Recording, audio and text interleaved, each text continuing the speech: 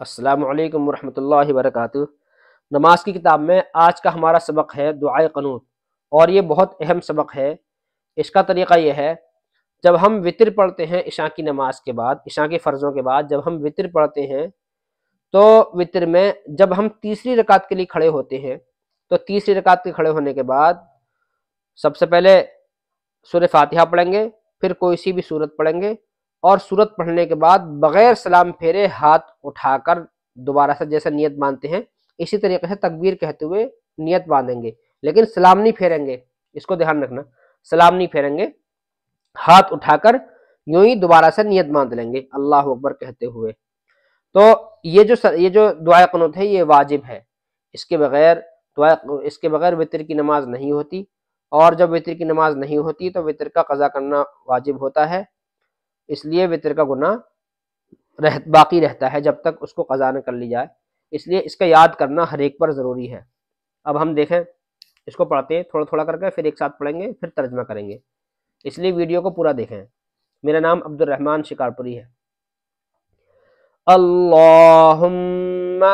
انا،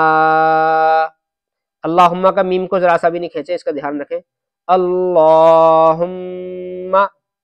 انا نستعینک ونستغفرک ونؤمن بک ونتوکل علیک ونثنی میں سا ہے، ونس کا سین نہ آ جائے، ونس سا آنا چاہیے، زبان کو ہلکی سی اوپر کو نکال کے اور اوپر کے دانتوں پہ لگا کے، ونثنی علیک الخیر ونشکرک ولا نکفرک ونخلع ونترک من یفجرک اللہم ایاک نعبد ولک نصلی ونسجد وإلیک نسعی ونحفد ونرجو رحمتک ونخشى عذابک ان عذابک، ان پہ عام طور سے غلطی کرتے ہیں، نون کو کھینچ دیتے ہیں، نون کو کھینچنا نہیں ہے، ان ایسے، ان عذابک بالکفار ملحق، بالکل پیار کے ساتھ کہنا ہے، ملحق تشدید نہیں ہے اس پہ، اس لیے آرام سے بولنا ہے، ملحق۔ اب دوبارہ دیکھیں، اللہم انا نستعینک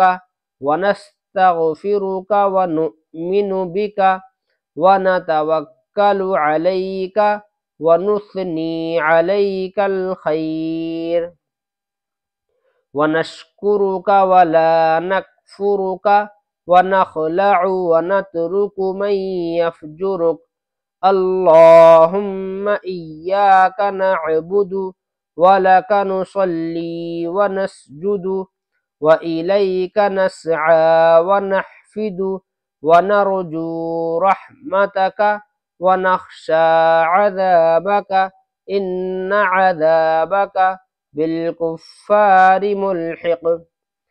ترجمہ اس کا یہ ہے، اے اللہ، ہم تجھ سے مدد مانگتے ہیں اور مغفرت طلب کرتے ہیں،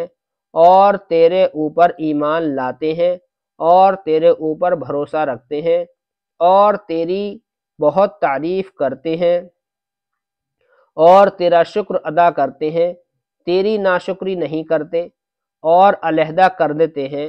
اور چھوڑ دیتے ہیں اس شخص کو جو تیری نافرمانی کرے۔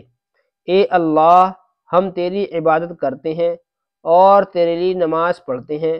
اور سجدہ کرتے ہیں، اور تیری ہی جانب دوڑتے اور جھپٹتے ہیں،